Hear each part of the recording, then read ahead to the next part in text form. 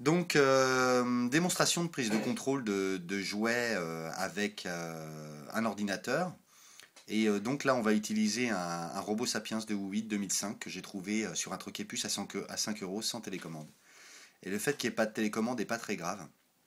Ce que je vais démontrer, c'est sa prise de contrôle par le clavier d'un ordinateur, sachant que derrière, évidemment, ça va me permettre de remplacer les touches de clavier par une manette de Wii, un joystick, et même éventuellement, pourquoi pas, l'activer sur réception d'un mail ou à distance via Internet avec un mobile. Donc pour ce deuxième projet, je m'oriente sur des softs de domotique comme Xlobby ou Homseer. Mais là, pour des installations multimédia, l'idée c'est de pouvoir piloter tout ce qui a une télécommande. Donc démonstration très simple. Avec la touche R, je vais réveiller le robot. Donc la touche R, d'accord, ici. Voilà.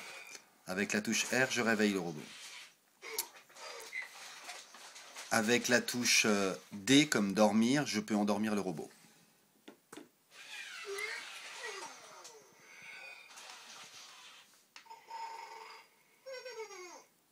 Maintenant, on va déplacer le robot, donc je vais le réveiller avec la touche R, comme réveil.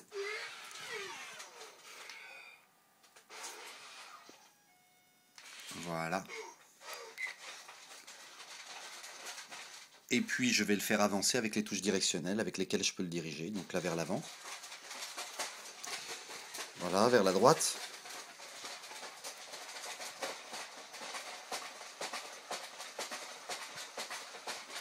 Vers l'avant.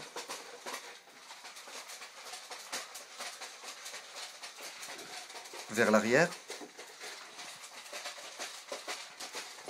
Vers la gauche.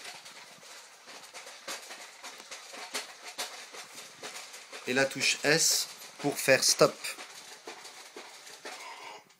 Voilà. Donc, je passe par ce module extrêmement puissant qui s'appelle un USB UIRT de John Rees, États-Unis, qui permet en fait d'aspirer et d'envoyer les codes infrarouges de télécommande, couplé avec AutoHotkey, que je recommande chaleureusement, AHK, AutoHotkey, qui permet de câbler des raccourcis clavier, mais pas seulement, sur des tas de choses, et dont une petite extension qui s'appelle Automation, permet véritablement de faire joujou avec tout ce qui peut transmettre à l'ordinateur, pas seulement un clavier. Donc autrement dit, on peut envoyer avec une autre télécommande un ordre, on peut faire des tas de choses, on peut lancer le robot et un programme exécutable. Et donc c'est très très facile de pouvoir ainsi contrôler non seulement un, mais plusieurs robots, puisque je peux envoyer des ordres simultanés ou même programmer des séquences successives.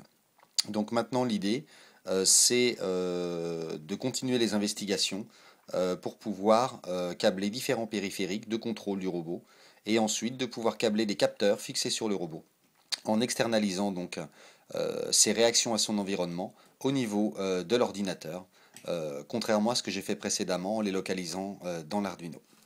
Merci pour votre attention.